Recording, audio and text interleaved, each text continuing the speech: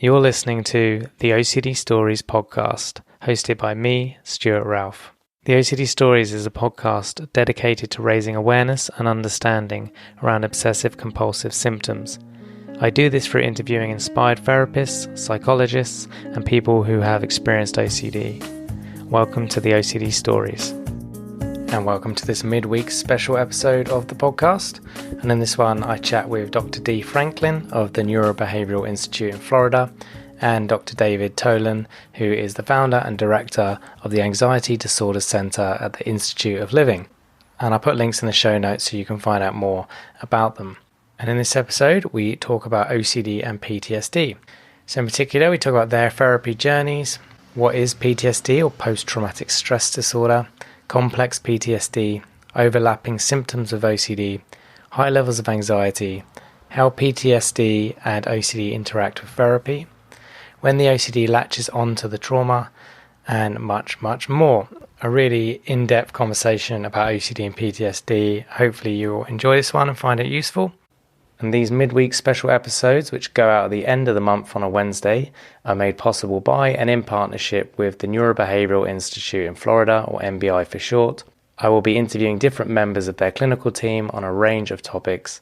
NBI specialise in treatment and programs for anxiety, OCD, comorbidities, and complex cases. They also offer an intensive outpatient program and a residential program called the NBI Ranch, a supportive living experience that complements intensive treatment for anxiety and obsessive-compulsive related disorders. To find out more about their intensive outpatient services or the NBI Ranch, as well as to read some of their free information online about OCD via their blog, visit nbiwestern.com. So thank you as always to you guys for listening. I deeply appreciate it. And of course, thank you to David and Dee for their time. I deeply appreciate it. And without further ado, here they are. Welcome to the show, Dee and David. Thanks you. Yeah, it's good to have you both on. And of course, Dee, you've been on the podcast before, and I will link in the show notes to that. But it'd be good, Dee, if you could sort of introduce yourself again, and David, if you could let the listeners know who you are and what you're about. Absolutely. So my name is Dr. Dee Franklin, and I work for Neurobehavioral Institute, NBI, and NBI Ranch in Western Florida, USA. I am the associate director of both programs, and in my role at NBI, provide leadership to the staff. I see a lot of patients, I run a lot of groups, and I kind of wear a lot of hats. And funny enough, this topic today is one that is very close to my heart because I have a background in treatment for PTSD. So this is going to be interesting. And I'm Dr. David Tolin, and I'm director of the Anxiety Disorders Center at the Institute of Living, which is a large hospital in Connecticut, USA. I'm also on the faculty of Yale University School of Medicine. And I spend the majority of my time as a researcher.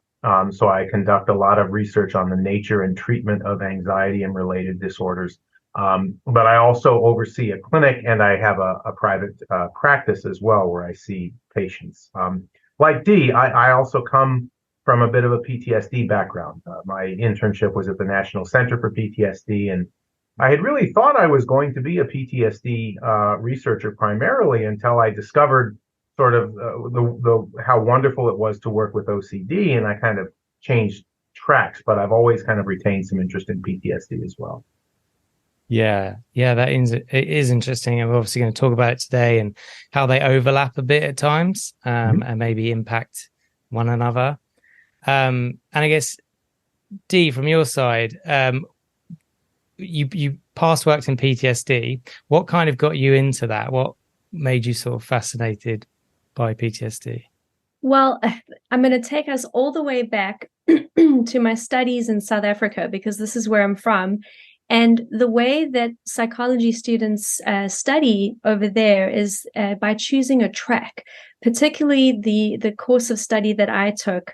We were required to choose a track, and the trauma track was one of those that we could choose. In fact, I had to be selected into that track, which was something that I was able to accomplish. And so as a fourth year psychology student in my undergrad, and then forwards from there, I really always had a focus in treating PTSD and looking at clients that had a history of trauma. And I continued that when I moved over here to the States, worked for the Renfrew Centers for many, many years, and was very involved in their trauma tracks and trauma treatments for a good decade or so, trained in CPT. And so, yeah, that's my background. And like David, I found my way to anxiety and OCD. It was a very sort of continuous journey. But yeah, that's my background with PTSD and working with trauma history. Interesting. Thank you. Mm-hmm. And David, so last personal question, then we'll get into the topic. Anything at the minute you're researching that you find really interesting that you want to share or mention? Well, I'll just I'll mention sort of our current research right now is on neither PTSD nor OCD, but rather on hoarding disorder, which for a long time we sort of thought of informally as a variant of OCD until it became clearer and clearer that it is not OCD. But nevertheless, a lot of kind of OCD researchers are interested in hoarding and studying it and treating it. So we completed fairly recently the largest clinical trial of cognitive behavior therapy, or CBT, for hoarding disorder with an fMRI, or functional magnetic resonance imaging component. So we were able to look at not only how well does CBT work for hoarding, but also what exactly does CBT for hoarding do to the brain when somebody has hoarding disorder, and what are the most important elements of brain change that seem to lead to clinical improvement. Wow, interesting. And the findings have all been done? The findings are done, and they've actually just been published in the Journal of Consulting and Clinical Psychology. And essentially what it tells us is that CBT is at least moderately effective for hoarding disorder. And CBT most certainly does lead to brain changes. But where we are having trouble connecting the dots is that we can't link those brain changes to clinical improvement. Meaning, what we think we have at the moment is a treatment that is kind of helpful. It works certainly better than not treating it. And it is pushing buttons in the brain, but we're not entirely certain that those are the right buttons. So we're going to come back to the drawing board with some treatment development research to see if we can figure out how we can actually induce the brain changes that are needed for somebody to get better. Interesting. I know this is not the topic for today, but I just wanted to ask you, David, I recently read some really compelling research around the parallels between hoarding and binge eating. Yeah. So maybe not today, but on another day, we could possibly discuss that. There's definitely a link there between disordered eating and hoarding. And I think that first showed up when people started noticing very high rates of obesity in people with hoarding disorder. Not everybody, but certainly a very elevated rate. And people started wondering whether there might be common psychological and biological components that underlie both of those issues. Mm-hmm. Yeah. So interesting. Yeah. That is interesting. Mm-hmm. And of course, Dee, you've been on the podcast before with Dr. Hoffman and talked about eating disorders kind of being OCD, or viewed from that point of view. So yeah, I guess the brain doesn't have these neat boxes like the DSM, right? And in some way it all kind of merges into right. one.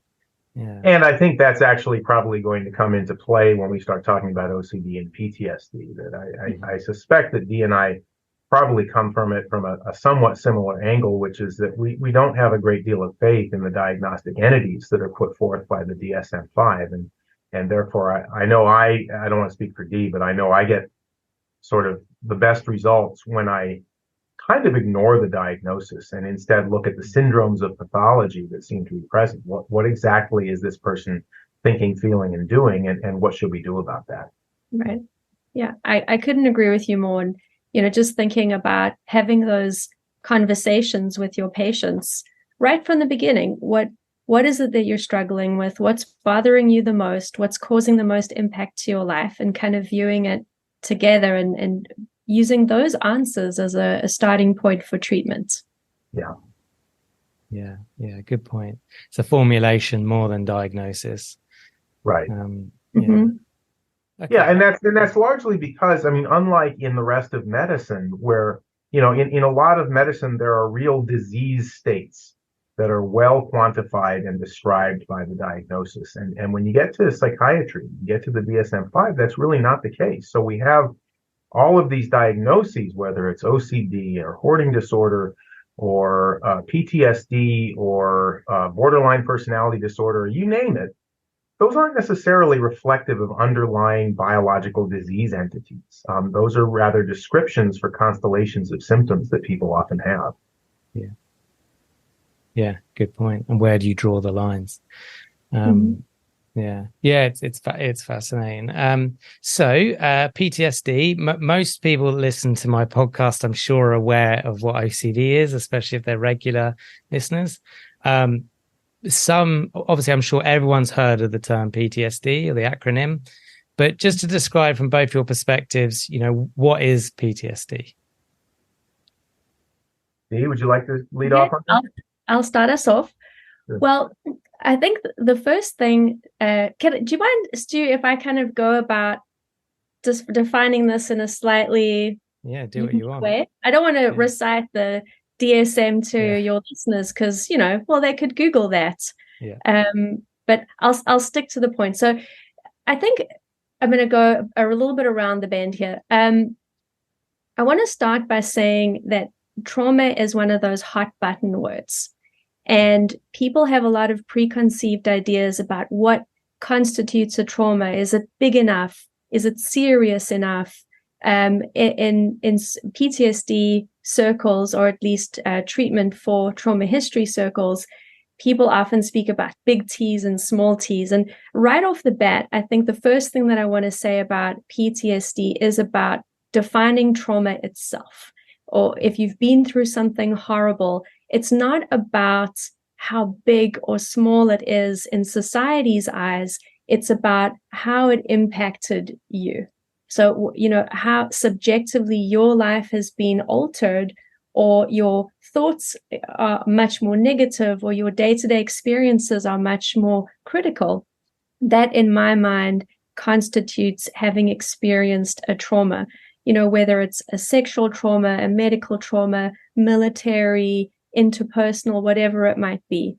In the DSM, though, there is very specific verbiage about having been through it firsthand or having observed whatever it is. And those are the two guidelines that the DSM gives us. In terms of symptoms that we're noticing, there's so many trauma symptoms, just like there's so many different brands of OCD. There's lots of different things to look at with trauma. I think Dave, am I correct? There's like 20 different trauma symptoms. Right. And diagnostically, the correct way to do it is actually 1, 1, 2, and 2. So you look at the different trauma symptoms. They roughly group into 4 categories, and you need at least 6 criteria, 1 from the 1 category, another from the other category, and 2 from the final 2. And, this leaves a lot of wiggle room in the way PTSD presents from person to person. Just like in OCD, you can line up 5 people all with OCD and they'll all be very different presentations. And the same can be true for PTSD, that from person to person, it presents so differently, not because the people are individuals. Maybe their experiences of trauma have been different, but also the symptoms are vast. Yeah, I think that's a great way of saying it, Dee. And I would just kind of add to that the terms trauma and PTSD have sort of entered our colloquial language. And so people often use those words in ways that I think are markedly different from how a clinical psychologist uses those words. So a lot of people say, yeah, I had a rough performance review with my boss and I'm traumatized, right? Okay, and they may feel that way, but that's not what clinical psychologists mean when they say trauma. And similarly, we say, oh yeah, I got a little PTSD from that bad meeting, but that's not what we mean as well. right? So when we talk about PTSD, we're really talking about a kind of constellation or a combination of symptoms that happens after a person has experienced a really horrific event. The other thing that just kind of came to mind as I was listening to Dee kind of describe it is that I think a lot of people kind of maybe erroneously gravitate toward the PTSD diagnosis because it's comforting in a way. And part of the reason that it can be comforting, which I don't think is necessarily all that healthy, is that it's one of the few places in the DSM that assigns blame for a person's symptoms. That is, it's one thing to say, I'm depressed. It's another thing to say, I'm depressed and it's your fault.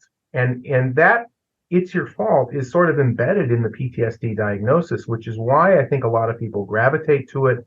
A lot of people want that blame assigned, and it has certain legal implications as well, that the legal profession is sort of often using, whether appropriately or inappropriately, they're often using that diagnosis as a way of assigning responsibility for the person's symptoms. Yeah. Yeah, interesting stuff. And I remember when I first started training, one of the guest lecturers we had was kind of talking about PTSD as being a bit controversial in that it's, at least what he said, is the only diagnosis in the DSM-5 that is directly linked to the cause. So obviously post-traumatic, whereas OCD doesn't have it's because of trauma, or it's because of biology, or it's family, or it's just OCD. And PTSD, so I don't know quite what his point was, but that always sticks out in my head. I think it's an excellent point. And when you think about it, it's really a gross oversimplification. I mean, it is a gross oversimplification to say that trauma is the cause of PTSD. It is not the cause of PTSD. It's a cause of PTSD. But most people who experience a DSM-5 criterion A trauma don't go on to develop the symptoms of PTSD, or if they do, they only experience them for a very short period of time and then they recover. So clearly there's more to it than trauma. So PTSD is probably, yes, the trauma is a necessary criterion for the development of PTSD, but it is not a sufficient criterion for the development of PTSD. For that, we have to understand the psychological and behavioral processes that are going on inside and outside the person. Yeah, good point. I think this isn't something I ever really talk about with clients, but it always sticks out in my head in recent years. Because for me, trauma is something, whatever it is, whether it's complex trauma or PTSD or single event, and it's changed our brain in some way. And now we're having these symptoms as a result of this impact. Yeah. Whereas I think sometimes we can be wounded in life, and it doesn't necessarily cause trauma, but it still bothers us, So I like this, for me, in my own head anyway. I think of trauma as separate to wounding. And I think if wounding was more of a word, you wouldn't get people saying, oh, I'm traumatized by this work meeting. And not to say people can't be traumatized, but it's like, I'm so OCD, right? When people say and throw that around, it's the same thing with trauma. And I think adding in that word wounded allows people to validate their experience without saying it's traumatized my brain. Absolutely. And I'm really glad, Stu, to hear you kind of mention that, because the issue of validation becomes very important. I mean, people do want validation for their suffering. And I'm also aware that some listeners to hearing what I'm saying might think of what I'm saying as being invalidating. And I want to be clear that I don't mean anything of the sort. It's not that your symptoms aren't real. It's not that they're not related to the trauma. It's not that they're not disturbing you. So I don't want to imply that at all. But I also think that we do need to get away from the gross oversimplifications, which is that trauma always causes PTSD. It doesn't. That trauma inherently changes your brain. It doesn't. And that because trauma is a cause of the PTSD, that means there's nothing that you, the sufferer, could actually do about it to resolve it. There is. I want to come back to something that you're saying there, Dave. It's very important when thinking about what does change when you have PTSD. And I think the one thing that probably the listeners could agree on, and I know we'll be on the same page with this, is behaviors change when you have PTSD. So if you think about your 4 major symptom clusters when it comes to PTSD, you got your re-experiencing cluster, you've got your arousal, hyperarousal cluster. You've got your negative thinking and your avoidance. And if you have to think about those 4 examples and what possible behaviors could be in each of those 4 categories, I think you'd start questioning, you'd start thinking to yourself, how much of PTSD is about dysfunctional or maladaptive behaviors associated with the shock to your system after you've been through something truly awful. Yeah. Right? Yep, absolutely. And maybe a lot of readers who are savvy about the different styles of different approaches to psychotherapy might appreciate sort of what you're talking about, that what Dee is describing is she's describing a conceptualization of PTSD that's very much from within the cognitive behavioral perspective, which is not the same as, for example, the psychoanalytic Freudian perspective. And the psychoanalytic Freudian perspective, I think, put a lot more on trauma, and it sort of assumed that if you can just uncover the trauma, the symptoms will resolve. You know, again, we now would look at that as a gross oversimplification and realize that just knowing there was a trauma doesn't actually make anything better, and it doesn't resolve symptoms, that you actually have to pay attention to the processes, whether they're behaviors or thoughts or feelings that the person is experiencing in the here and now that are causing these symptoms to persist. And that's where we as cognitive behavior therapists end up spending most of our time with clients who have PTSDs. I mean, yes, we're going to talk about your trauma, no question, but we're also going to talk about how the symptoms are being maintained on a day-to-day basis and what you can do about that. Because it turns out there's a lot you can do about it. Mm-hmm. Yeah, absolutely. Can I geek out for a moment, Stu? Go for it, yeah. Okay, so Dave just said psychoanalytic, and I wanted to just share with both of you that during my training in South Africa, the university that I went to, South Africa is a very small country at the tip of Africa, for those of you who don't know. And it's small in that there aren't many major universities. There's enough to kind of count on 1 to 2 hands. And the particular university that I went to trains their students in the tradition of psychoanalysis. And so it's interesting for me always to kind of think about different sides of treatment for trauma, and certainly treatment for PTSD, because my roots were in that side of things. In fact, the university that I went to had something that they called the Wits trauma model, Wits being the name of the university. And David, you're going to love this. The conceptualization was psychodynamic. The treatment was CBT. Yeah. Right? And so bringing the two together, it's kind of a bit of an academic exercise for a clinician to think from that perspective and yet treat with something a little more empirically supportive. At least for me, I've always found it very interesting. And, you know, if I'm thinking about Greenspan's model in particular is one that I find very interesting. Not that I would necessarily do anything treatment-wise with that, because I'm not a clinician who uses any kind of psychodynamic or psychoanalytic practices with any of my patients. But as a thinking exercise, it's kind of interesting. Yeah, I actually find, and I share that sentiment, Dee. In fact, where I work, the Institute of Living, historically has been a very psychodynamic, psychoanalytic institute. And so, you know, even though my program is very cognitive behavioral, I'm surrounded by people who come from a different orientation. And I often find that it's informative to listen to the things that they have to say and to try to think about things from their side. But I do keep coming back to this idea that just calling it trauma doesn't really accomplish a whole lot. Yeah. Just pointing to the etiology, and this is not limited to PTSD, just pointing to the etiology of a problem does not really resolve it. That any problem, whether it's OCD, PTSD, depression, you name it, is being maintained. And that ultimately we as therapists need to understand what's maintaining it and do something about that. It's that whole point of insight is interesting, but behavioral change happens with behaviors. And even the insight. I mean, I guess I would almost kind of, because I hear people talk about like insight oriented therapy, and I always bristle a little bit. One, because that sort of implies that cognitive behavior therapy is not insight oriented, which it most certainly is. There are profound insights that you develop in cognitive behavior therapy.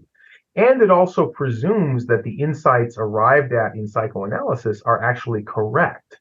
So having insight into a problem that turns out not to be true is not really insight. That's just making up a story.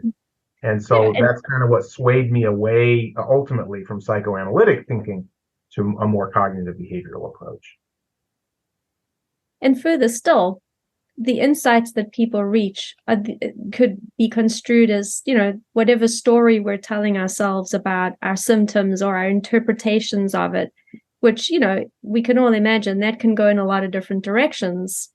And as you're saying, David, who's to say that one or another perspective is correct? Correct. So well said. And that, I think, is true, again, across conditions. We all, and not even limited conditions. I do it too, and you probably do too. We all tell ourselves stories about why we do what we do. And those stories may or may not be accurate. Mm-hmm. We may not even know why we do what we do. Yeah. Well, thank you for going off on that. I think I'm always happy for a bit of psychodynamic talk on the podcast. It doesn't often happen. But I was trained integratively. I still think psychodynamically from time to time with some clients, and I won't tell them this, but in my head it's going on. But then I still use CBT, ACT, compassion focused therapy, all of that as the tools, as as part of the strategy as well. But for some clients, I find it can definitely be interesting to think in that way. Can help see things a little differently. Doesn't mean I'm ever like analyzing them, but. Right. Yeah. There's some gold there. You've got a mind for it, but but a little bit goes a long way. Yeah, true. Yeah.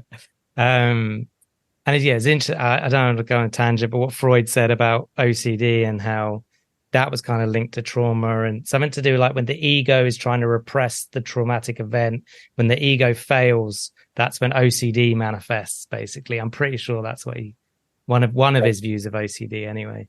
That's right. And the problem, of course, is when you think about it, and if you just sort of imagine, and I'm not, believe me, I'm not trying to rip on psychoanalytic theory at all, but I'm about to. If you think about actually living as a person with OCD and embracing that conceptualization, that would be horrifying. My ego's breaking down, and some horrible trauma is about to emerge and erupt and control my behavior. When you think about it, it's a very scary and it's a very demoralizing picture, I think, in a lot of ways about what's really going on in OCD, which is, again, kind of why I like embracing the more cognitive behavioral model, which is, everybody has strange thoughts from time to time, and they don't have to be a big deal. And the trick is not to overreact to them. And that's really, in a nutshell, what we're talking about with the behavioral conceptualization of OCD. And actually, kind of coming back to the point that was said earlier, I think we're going to find that's actually pretty close to our conceptualization of PTSD as well, which is that, lots of people have this thing happen in their head, just like lots of people have this thing happen in their life, but I don't have to let that limit me, and I don't have to let that affect what I do. Good point. And last question on defining PTSD. Are we talking about single event, like traumatic event, or? Well, it could be both, right? I mean, so some people will have one very horrific trauma, and now they have nightmares about it, and they have, scary thoughts about it, and they feel very fearful, and they are kind of phobically avoidant. Other people may not necessarily have one cataclysmic event, but rather they've had a string of really horrific things happen to them. And the cumulative effect has been that they feel and think this way. Right. I don't think that I've seen any meaningful difference between PTSD severity. If I look at the histories involved, let's say I pick 5 random cases and I look at their histories, they're all very different. Some of them is a single really serious event, and some of them have described years and years of terrible circumstances. As their symptoms show up in therapy, they're not very different, right? The severity level can be the same. But I'm curious, Dee, what do you make of complex PTSD? And that's those people with, it's usually child sexual abuse that went on for a really long time, and they do strike me as a little different.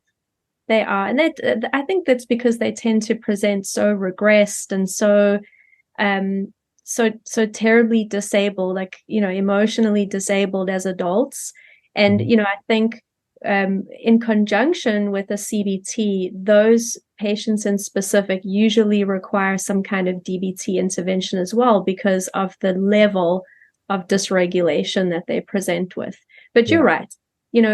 Those men and women who have many, many years of terrible, terrible childhood traumas, they do present in that way. There's actually a saying about that's childhood abuse casts a shadow the length of a lifetime. And maybe that's one way that we can think about complex trauma, is that these patients who are struggling with this are going to be looking at a very long road ahead of them. And that might be one of the distinguishing pieces when you look at complex trauma versus regular PTSD, where a treatment can be very successfully done and wrapped up in a couple weeks. Complex cases tend to take much longer. Agreed. And it seems like there's a lot when we talk about complex PTSD, but diagnostically speaking, it often feels like there is more to it than just the straight DSM description of PTSD going on here. Very complex situations with no ready solutions. Yeah, there's a lot of layers to it. Yeah. Yeah, thank you for that distinction. I think that's what I was trying to get at. So as we go through the rest of the podcast, are we going to include complex PTSD, or are we just going to focus on regular PTSD, do you think? Well, I think we could probably do a little bit of both. Yeah. All right, cool. Great. Yeah, I agree. Brilliant. All right, let's do it. So very broad question, but just when you're working with people with PTSD and OCD, how are the two diagnoses showing up in the room? Like, what are you seeing, or what are they describing to you about their life? Are they talking about how one impacts the other, or is it a kind of a jumble and they can't quite figure out which is which? And they're very broad, but just anything you want to say on that? Yeah, Dee, do you want to talk about the comorbidity of it? Yeah. I think maybe when people first show up, I want to say it's a jumble. A lot of people feel very confused about, almost like a chicken and the egg scenario is a common comment that I hear from patients. There is some research to suggest that your more serious OCD presentations, difficult to treat OCD, are the ones that, just correct me if I'm wrong here, David, but these are the people who have developed OCD post PTSD. Is that, I think that's what the research is saying. So, for instance, somebody maybe experienced something terrible, life-threatening, maybe lost a family member in a very terrible way. And maybe they had a disposition to develop OCD, and then following this terrible trauma, they develop a much more severe presentation of their OCD. And in those cases, it's very difficult to tease it apart. That being said, there are definitely patients that we see who maybe have had a little bit more treatment, and they're able to sort out what's more PTSD, what's more OCD. But, I believe that in many ways, if we control for some of the overlapping symptoms, there's not a lot that distinguishes how we treat OCD and PTSD. A lot of the times we can use a lot of the same techniques. In some ways, even asking your patient a question when they show up to therapy, what would you like to work on today? And they're able to kind of toggle between the two using many of the same exposures or the same CBT processes. So yeah, did I answer the question? I think I kind of did. Yeah, I think you did. And Okay. if I can just elaborate a little bit, I mean, I think what you're talking about when you discuss the overlap between OCD and PTSD is that, I mean, how many diagnoses are there in the DSM-5? Oh my gosh. A lot. 300 something? I don't even know. Yeah, 100. There are not actually 300 different things that can go wrong. I mean, it's an absurd number. There's a finite number of maladaptive psychological and behavioral processes. And anything that we might be treating can be conceptualized as some combination of that finite number of maladaptive processes. And so if we think about what processes OCD and PTSD have in common, one, it strikes me as the presence of intrusive thoughts. That is, both of those conditions tend, again, not always, there's always exceptions, but they both tend to be associated with things that pop into your head that are scary and you don't want them there. That's what I mean by intrusive. We also know that a big piece of it tends to be avoidance, right? So the person with OCD and the person with PTSD both often will engage in various strategies to try to get away from their own cognition. Like, okay, whatever this thing is that popped in my head, I interpret it as being threatening in some way. So there's another process that they both share, is a tendency to interpret something in the head as being a threat. And then this tendency to try to avoid it, to try to get away from it. And so people with OCD, people with PTSD, both often engage in a great deal of thought suppression effort. They try very hard to suppress their own mental activity. And of course, the problem that we run into is that the harder you try to suppress any mental activity, the more likely it is that you're going to have that mental activity against your will, meaning intrusions are caused by suppression efforts. The more you try not to, so if it's OCD and you have the idea that I'm going to throw the baby out of the window, the more you try not to think about throwing the baby out of the window, the more it's going to intrude into consciousness. And if it's PTSD and you were in a car accident and you're trying really hard not to think about your car accident, the more that car accident is going to intrude into consciousness. And then, of course, both of those conditions are also really characterized by a pretty high level of behavioral avoidance. Let me do things or not do things so that I don't, quote unquote, trigger myself. Let me try to get away from what bothers me.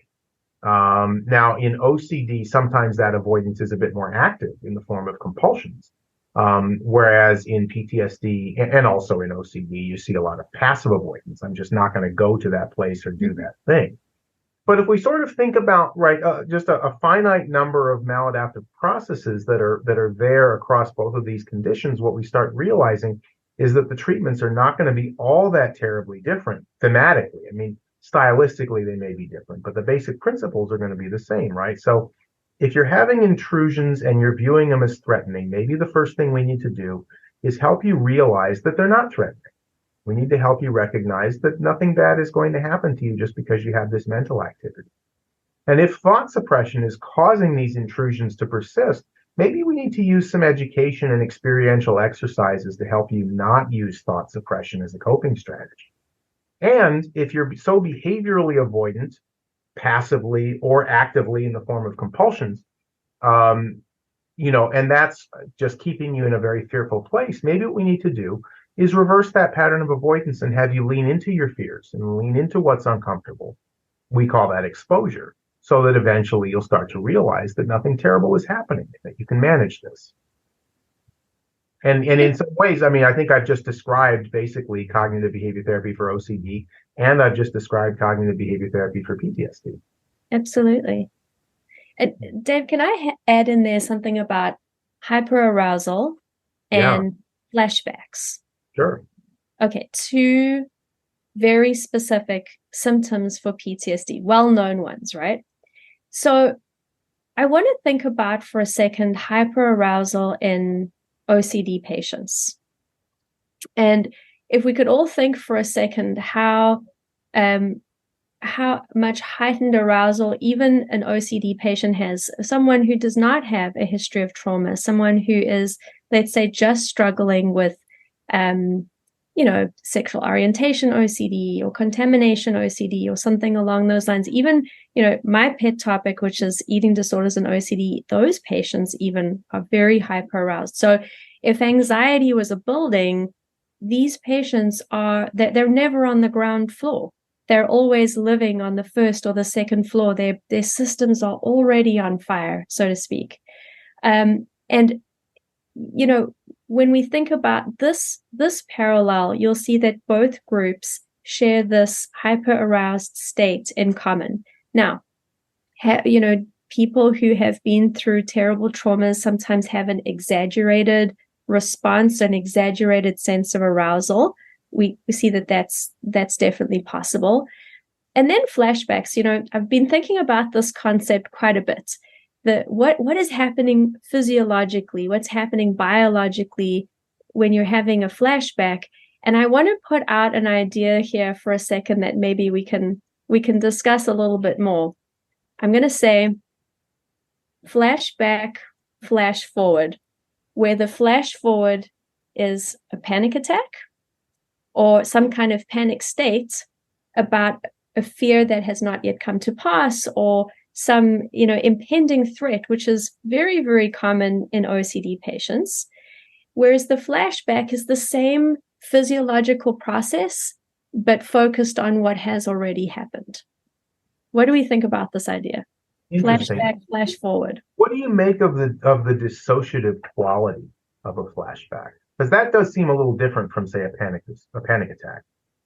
It does, kind of that glaze over, losing time, losing connection. Exactly. Dave, do you think of dissociation along a continuum? I do. Okay, do. We all do it. We all do it. Yeah. Autopilots, missing your exits, that kind of thing, daydreaming, all arguably dissociative states. Maybe what we're seeing here is that certain individuals who've had terrible trauma in their life dissociate further along that continuum, perhaps, than other people. Let's say someone who has very bad OCD can lose time. They can be stuck in the bathroom for an hour and they feel like it's 5 minutes.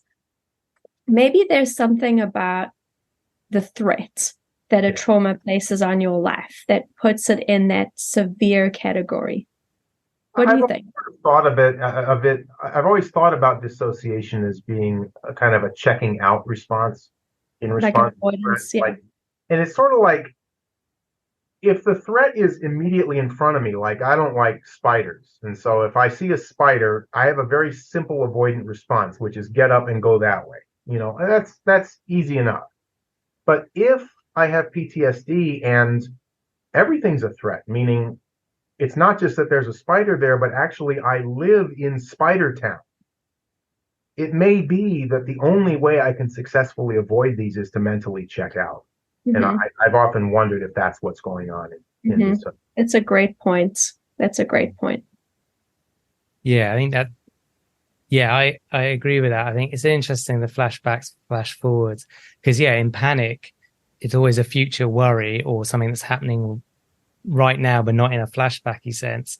And as David's saying, obviously, if you dissociate, that's bad from an evolutionary point of view because you'll die. If there's a threat, you need to think about it, run, fight it. And with flashback, you do, I think it's the brain trying to protect itself. We don't. But you could also imagine, I mean, there is an evolutionary role for this sort of dissociative response. I mean, so, we are all basically cavemen in terms of our biology. And so you have to kind of go back and imagine, all right, what's adaptive for a caveman? And if there is a saber-toothed tiger jumping out at me, then it makes sense for the fight or flight response to kick in and have me go run. And that's a perfectly adaptive evolutionary response. But what if the saber-toothed tiger already has me pinned to the ground and is eating me? then what's the best response? And maybe here the best response is not to try to run because I'm already pinned down, but rather to check out and play dead. And so one could make an argument that there is something to be said for that process. I mean, the process has to be there for a reason. Most of the things that we experience as human beings are there because they served some sort of adaptive function at some point in history. They may not be that adaptive now, but they were. And in that freeze response, as the saber-toothed cat is gnawing down on your shoulder, that the neurochemicals that are coursing through your veins in that moment help you to numb out a little bit more. It's, again, another protective mechanism. Absolutely. And, I think that there's some evidence to support that when people are having re-experiencing events, their internal chemistry can mimic that same state, where they do feel completely numbed out, very disconnected, and your brain does kick into protection mode because your brain doesn't know the difference. The brain doesn't know the difference. Yeah, and the body certainly doesn't know. I mean, the body only knows what the brain tells it. Mm-hmm. Yeah. So if your brain erroneously perceives something safe as being threatening, well, it's going to kick in all those same biological and brain reactions as if you were being attacked. So then behaviorally, as you're helping patients to deal with re-experiencing, it's terrifying because you have to ask them to stay awake, so to speak. I use air quotes for those who can't see the live stream, but you have to help your patients learn how to stay awake through the terror of those thoughts and to not avoid, not glaze over, don't dissociate, stay with it and be in the present moment and learn how to manage with those terrible, terrible thoughts. Yeah. One of the things, and also we're kind of helping our patients to understand that those terrible thoughts are not a danger to you in and of themselves. That thinking about, one of the things that I often say is, trauma is dangerous. Thinking about trauma is not dangerous. That's just thinking, But so often it becomes confusing, and therapists often fall into that same confusion. So we think, for example, as therapists, my patient can't possibly handle remembering our trauma, and we should protect the patient from that. Or if the patient gets really, really anxious, that's a bad thing, so they should avoid their triggers. And when you think about it, just from a psychotherapeutic perspective, that's sort of the worst way to approach PTSD and OCD, right? To say, no, don't get anxious. Like that's exactly the wrong message to give to the client. What we really want the client to understand is I can be anxious. I can have these feelings. I can have this mental activity. It's not a threat. Nothing bad's happening to me, and I can go on with life. And you have to have them kind of acknowledge that and then practice doing it. There's a couple of faulty beliefs on the side of the clinician. This is a good example, Dave, that you bring, that, recounting these memories is dangerous. And another common one that we encounter a lot in OCD treatments is the practice of interoceptive exposures. Sure. There are many, many people who think that it's dangerous to do so. It's something you have to protect your patients from. And the reality is that your body's own sensations, just like your own memories of terrible things that have happened to you, those things are not dangerous. Remembering them or going through them can be a struggle, but they're not dangerous. That's right. Somewhere along the line, the brain has gotten confused. And the only way, really, to unconfuse the brain is to show it, to have it practice, and practice experiencing these thoughts, practice experiencing these feelings without overreacting to them, and start to realize and really let it sink in that nothing horrible is happening to you. Just feels really lousy. Yeah, really good points. And I think that this is where acceptance and commitment therapy, I think, can be really useful, because it's learning to make space for those thoughts and feelings as what they are, thoughts and feelings, not reality, not an actual thing.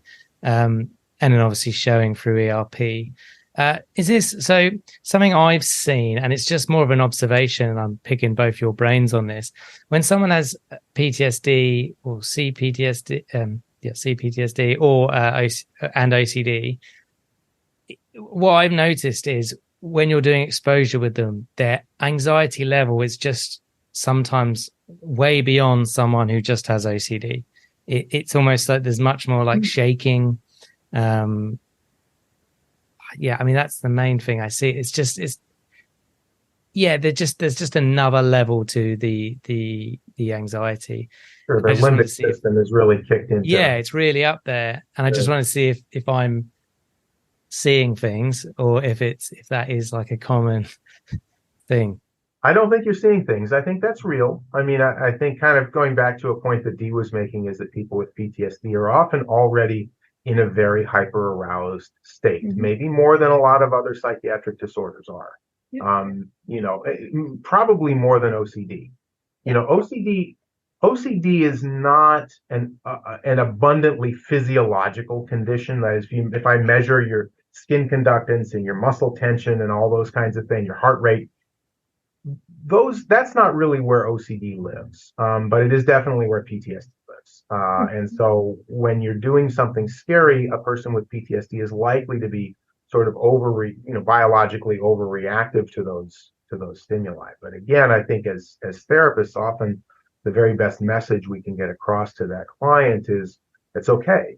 The fact that your heart is racing, the fact that you don't feel good, the fact that you feel jittery, that's not a threat. That's just an anxiety response. It will subside. And what we need to do is not get away from it, but rather practice tolerating it.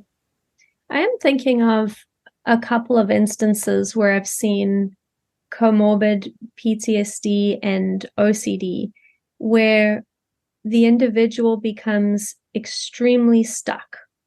So, to speak to the wide variety of PTSD symptoms, this might be the numbing response most of all, or at least in that category of the symptoms, where, your typical hyperarousal and those re-experiencing episodes weren't readily apparent. And what was readily apparent in at least these two cases that I'm thinking of is becoming physically stuck. I mean like statue stuck, in an effort to control a sensation. So maybe the sensation was a particular outcome, or that something had to feel just right, or that something had to be repeated a certain number of times. But that attempt to control a particular stimulus was what showed up most of the time. There's no doubt in my mind that in these cases, is this person on the second floor of the building internally?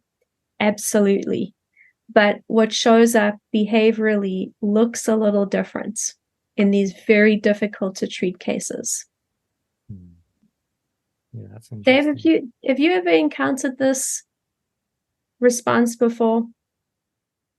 I think so, and if I'm understanding what you're saying correctly, I think that this is something that we see a lot, and I think that it kind of, I always kind of come back to just helping the client to understand that whatever it is that you're experiencing, that's just kind of part and parcel of this package. It's one of these maintaining factors that you're experiencing, and it is something that you could do something about. And the first thing we can do about it is not regard it as a threat. Let's recognize that whatever it is you're experiencing is probably benign. It's not going to kill you or cause irreparable psychological damage or anything like that. I mean, this is just a really, and I say this not to diminish it. It is just a really unpleasant set of experiences, internal experiences that you're having, that you can learn to tolerate. And eventually, if by tolerating them, and this kind of goes back to the acceptance and commitment therapy model, by tolerating them, you will reduce them. But by struggling against them, you will maintain them. I think we kind of spoke about this previously, the method here being approach. It's got to be approach, yeah. But basically, what we're really trying to do in both of these treatments, whether it's treatment for OCD or treatment for PTSD, is we're trying to change the person's habitual response to threat. So our clients, when they first come into our offices, are usually threat avoiders. I mean, that's basically what they do. That's their MO. And that, of course, is a recipe for continued suffering. And what we're really trying to do is change not just their behavior, but change their basic philosophy. So that instead of being a threat avoider, I want you to start to become a threat approacher. I want you to start to become somebody who leans into what is uncomfortable rather than trying to get away from it so much. And that change in mindset, that change in behavior leads the person to start to feel better. Mm-hmm.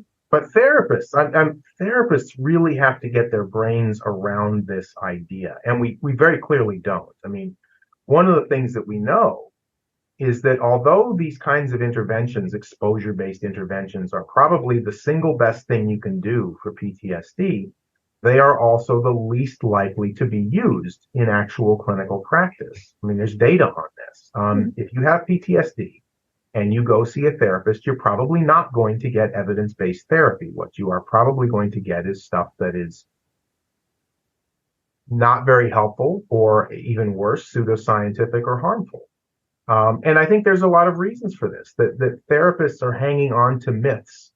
You know, therapists like to use this word re-traumatize. And this is a word that I hate because it confuses a trauma and a memory of trauma, right?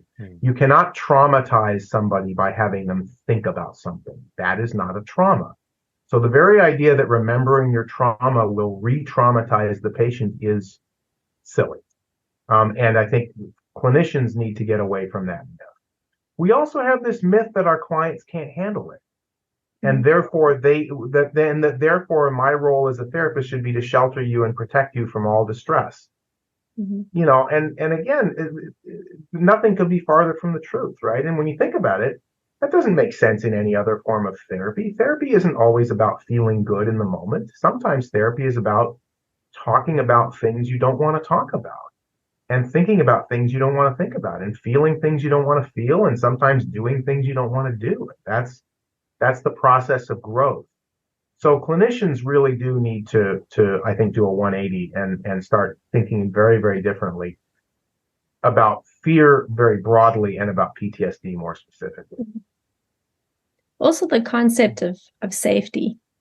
I personally think very carefully about when I use that word and how I use that word, specifically when doing treatment for PTSD. And a lot of people come in with, you know, broad spectrum uses for the word safety, thinking of conversations as being safe, or comments as being safe or unsafe, spaces as being safe and unsafe. And my personal preference in the treatment setting is to really just think about ordinary safety. Are we in a safe neighborhood? Yes. Are we in a building that is safe? Most certainly.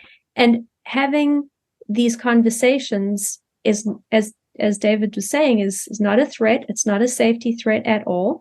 And to clarify for the patients that feeling distress is not the same thing as a lack of safety. It's right. Feeling distress is a distinct state. So to me, clarifying a couple of terms at the beginning of treatment for those with a trauma history is a very, very important thing to do, because people become therapized. And, you know, I think this is even in our culture, the way people talk about this kind of thing, safety and unsafety. It's important in my opinion, to square those things away.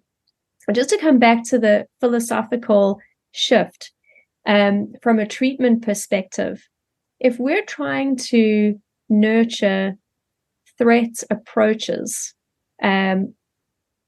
it's a great idea to generalize those exposures a lot. So to not only develop exposures that very directly have something to do with what the person went through, but also to really broaden that definition in many different directions, and have a person as part of their ERP practice approaching all kinds of situations and everyday events, everyday conversations in which they might perceive even a tiny little bit of threat, so that they get into the habit of being able to do that at lots of different levels. Might I also point out, it's a big confidence booster in therapy to be approaching small threats and being successful with them from an ERP perspective. Kind of gives you a little bit of motivation to do some of those more difficult exposures. Absolutely. And I think another bonus of thinking about it that way is that you're encouraging a shift in thinking.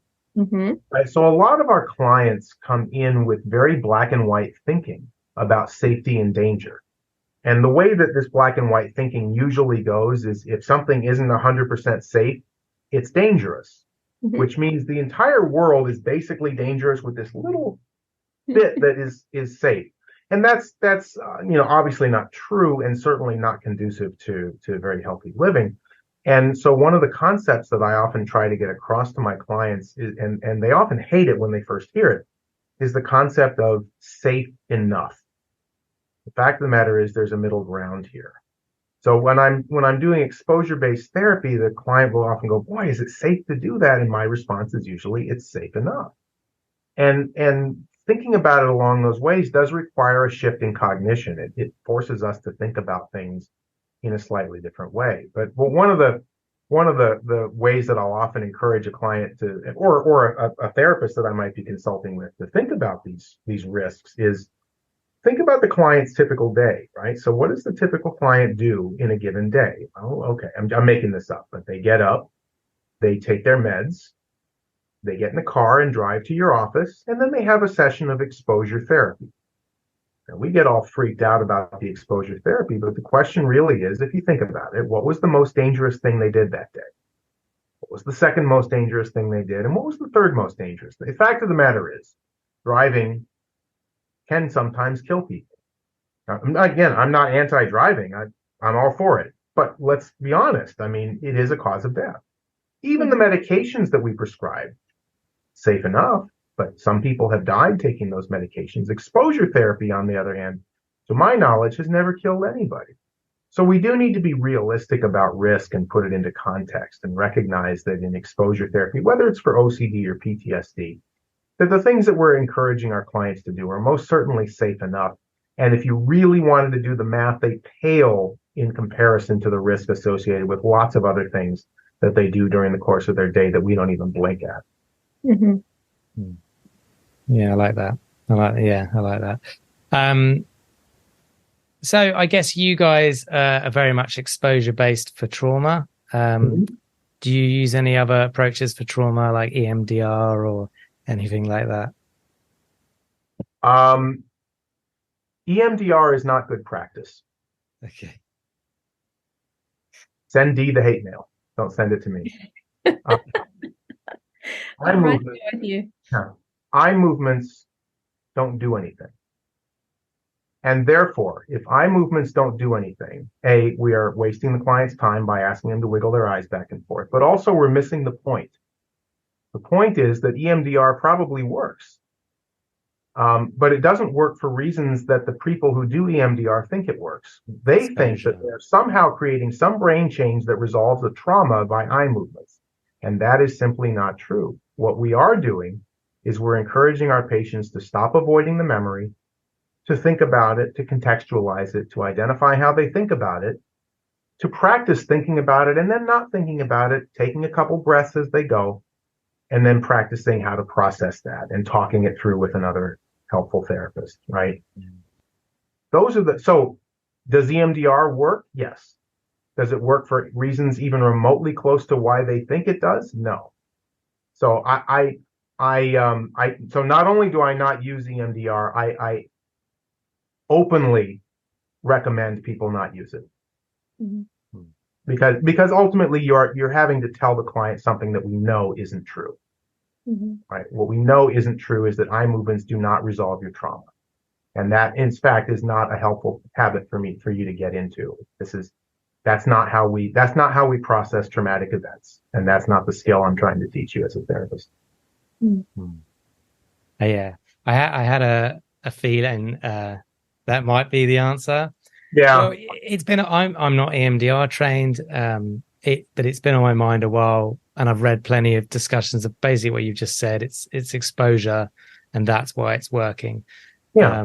Not so much the eye movement stuff. So yeah, send David the hate mail on that one. I'm keeping a bit of an open mind that it could be the eye movement stuff. But and believe me, I haven't overnight. And believe it or not, I actually did some of the very early studies on EMDR. I really was very enthusiastic about the idea when it came out. I mean, I really thought this might be great, but the more I really learned about it and the more I really thought about it, the more I realized that this is not the way to go. If you think about how you could Google this or even go to the organizational websites, the way Shapiro kind of came to this whole idea, does the story not go that she was lying under a tree? Oh, okay. She was walking in the woods and she noticed her eyeballs moving, and this is not true. What she omitted is that she was an early adherent of neurolinguistic processing, which was a kind of therapy in the 1970s that made a lot of hay out of where you place your eyes. And when neurolinguistic processing started to die out in popularity and people started to call it pseudoscience, that was about the point that she came up with EMDR with her walk in the woods story. Mm-hmm. I've often thought to myself, yeah, but what were you thinking about when you were walking in the woods? Yeah. I don't know. I think however, I do know a colleague of mine, Jerry Rosen, did a research study where he asked a number of people to go out into the woods and to think about traumatic experiences. And he asked them, did any of you notice your eyes starting to move back and forth? And not one of them did. So there's a lot that's fishy here. But the short end of it is if you're a person who has PTSD and you're listening to this podcast, there are better things you could do than EMDR. There are much more straightforward ways of processing and resolving your trauma memories and the way that you feel that are actually based on psychology, that are actually based on things that we know to be true about the brain and behavior. Yeah, there are iterations of cognitive and behavioral therapy that have been specifically developed with trauma experiences in mind. That's true. And that combined with this kind of approach, one of them is called CPT. You can incorporate exposure-based techniques. You can incorporate prolonged exposure if that's suitable. Together, those two modalities will, in my opinion, are most certainly the only way to go. I will say that there's lots of practices that are complementary as part of the process. You know, the same is true for CBT. If you're a clinician who's practicing CBT for almost any problem, there's other modalities that might complement what you're doing. Maybe you want to do some skills work from the DBT playbook. Maybe you want to do some acceptance work from the ACT playbook. And I think you can incorporate the same methodology for treating PTSD, but if your primary game plan for treatment does not include CBT and or an exposure-based component, you're missing the proverbial boat. Absolutely. Yeah, good point. David's got a dash, so we'll say goodbye to him now. And obviously, thank you for your expertise and being part of this conversation. I appreciate it. Oh, my pleasure. Yeah, it's been a real treat talking with you. And thanks for letting me riff on some of these topics. Yeah. Thanks, David. Awesome. Thank you. And Dee, I got a couple more questions. If you're okay to stick around for a bit. Bye, David. Sure. Cool. So another question that comes to mind that I've seen before is, so I think sometimes PTSD and OCD, obviously they overlap, but they can also be viewed somewhat as to a point separate. Impacting each other, but not in a really like direct way. And in other times I've seen it, they almost completely overlap, but they're on top of one another. And what I mean by that is the OCD might be about harm, but the traumatic event was maybe from, say, an abusive relationship. And now it's, if I don't do X, Y, Z, that person from my past that in fact did traumatize me is going to come back and hurt me or my family. So it feels like the OCD is fully now latched onto the actual trauma and using that as content. So I'm not quite sure what my question is, other than just anything you wanted to say on that. Yeah, I mean, I think that what you're noticing is something that is very sad and a very stressful predicament for a patient to be in, because we could maybe start by saying and agreeing that OCD tends to be sticky, and it latches onto things that are very important in our lives, either because they're important because they're attached to a value in the way that we like to live our lives, or important in that something happened, right? So if a patient was concurrently having a history of trauma where something like sexual abuse or some kind of a terrible assault, something that happens to them, and then their OCD latches onto that and is tormenting them about potentially causing harm to others or causing harm to themselves, I think whichever concoction of these thoughts it is, we find ourselves right back at the same fundamental place, and that is your thoughts are something that is happening to you. And OCD is like the best opponent you could get in a boxing match. They know how to bob and weave before, like 2 steps ahead of you. So in treatment, if you can get to be a really good opponent for your OCD, and you know that your OCD thoughts are going to throw the most terrible things at you, your OCD will exploit your trauma history and really, play on your most vulnerable thoughts, your biggest fears. You should be prepared for that. And then as a clinician, that's what's showing up. That's what the exposures have to be about. Yeah, that's useful. And I mean, also in that combination, a lot of compassion can come in of, as you've already said, it's horrible that your brain is using this as the content for the OCD. And a case comes to my mind actually of a woman that I worked with who had a series of very unfortunate events in her childhood at the hand of her mother's ex-boyfriend. And, fast forward many years, and she is now a mother and has children of her own. And guess what her OCD is doing? Focusing on the children. It's playing on her vulnerabilities, and it's targeting her children. So this poor woman has all of this from her past that she constantly is dealing with, and now in her present is having to tackle OCD thoughts that in many cases mimic what happened to her as a child. So difficult. Yeah, but from a treatment perspective, it is the same. Okay, good to know. Yeah, that is really tough. So before I ask you a different question, is there anything else you wanted to say on OCD and PTSD today? We covered a lot of ground today. You did, yeah. Yeah. Nothing springs to my mind. The only thing I would say to all of the listeners is that there is undoubtedly hope.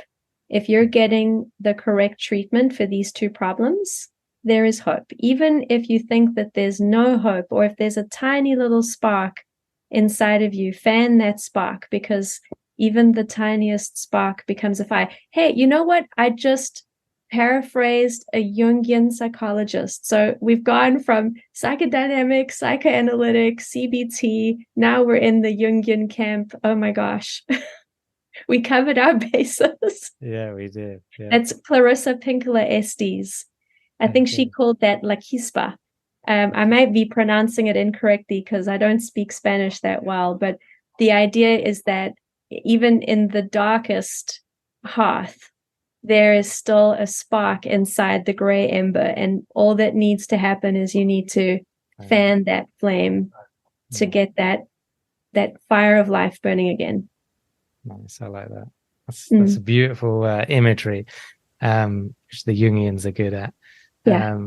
And of course, all of these modalities and schools of thought have influenced one another, and so it's a shame to not mention them sometimes, because CBT was built on the backs of a lot of these. Absolutely. Whether they admit it or not. Yeah. So lastly, then I'll ask you a couple. I can remember I asked you these questions when I spoke to you and John. So sorry if I have, or ask them again anyway. Pick up the phone and call the 20-year-old you. What do you tell her? Did I ask that? No, but you're asking it now? Yeah, I am. Pick up the phone, call the 20-year-old you, and what do you tell her? Yeah, what does she need to know? What does she need to know? She needs to know that it's possible to leave a jacket on the back of a chair and walk away. That she doesn't need to carry that jacket everywhere she goes. That's what I'll say. It's kind of cryptic, but I was going to say, yeah, I assume it's not literal. The jacket representing the stuff. Like everyone has their stuff. Okay. Yeah. And sometimes we wear it everywhere. Sometimes we feel like we become the jacket. But the jacket is not you, and you don't even have to wear it. You can hang it on the back of your chair one day and walk away. Give it to Goodwill. Mm-hmm. Yeah. Take it to Goodwill. Yeah. Hope that no one else wears it. Yeah, true. Good point. Yeah. Maybe recycle it. Again, that probably doesn't work. Anyway, billboard. You've got a billboard in Florida. What do you want written on that billboard? Could be about anything. Could be about anything. Wow. Florida, we have a saying in Florida, and that saying is only in Florida. For some or another reason, Florida is that interesting of a space with so many contrasting pieces. You could only see things in Florida and nowhere else. But if I had a billboard in Florida, I would actually put a phrase up there that I mentioned earlier in the podcast. And that would be, you are not your thoughts. Your thoughts is something that is happening to you. Yeah, I like that. Yeah. Nice. And then lastly, anything else you wish you could have said or shared today? I don't think so. I think I said all my things. Yes. Yeah. How about for you? Is there anything that you wanted to put out there that you didn't get a chance to say? Thank you. No, I think this has been a really interesting conversation, and I like the natural kind of flow of it and how you guys were asking each other questions. It wasn't so much, this is facts, this is the evidence. It was more, this is a theory I have, or what do you make of this? I really like that and enjoyed that. And arguably that's what podcasting should be about. For me, it's a philosophical exploration, not necessarily always matter of fact. So it's really enjoyable. And I take it, if I enjoy it, usually there's a link between the feedback I get from listeners. Yeah. So, yeah. I enjoyed this conversation, and I learned a thing or two about David that I didn't know. I didn't know that he also came from a analytic background. I did know that both of us found ourselves in the PTSD space long before we found ourselves with anxiety spectrum and OCD spectrum problems. So we have that in common. But yeah, I enjoyed the discovery, as you say, organic conversation. I thought it was a very interesting discussion. Yeah. Well, yeah, thank you so much then for coming on again and sharing. I appreciate it. Anytime. Thanks for having me. Thank you for listening to this week's podcast. And thank you to our Patreons who helped make this episode possible. And if you would like to find out more about Patreon and the rewards and benefits, then there will be a link in the episode description. If you enjoy the OCD Stories podcast and would like to support us with a one-time tip/donation, please go to theocdstories.com/support. All tips, no matter how large or small, are greatly appreciated. Please subscribe and rate the show wherever you listen to the podcast. So thank you to NBI for supporting our work, and if you would like to find out more about their intensive outpatient services or the ranch, head to nbiwestern.com, or the link will be in the episode description. And quick disclaimer, guys, this podcast is not therapy. It is not a replacement for therapy. Please seek treatment from a trained professional. And until we speak, take care.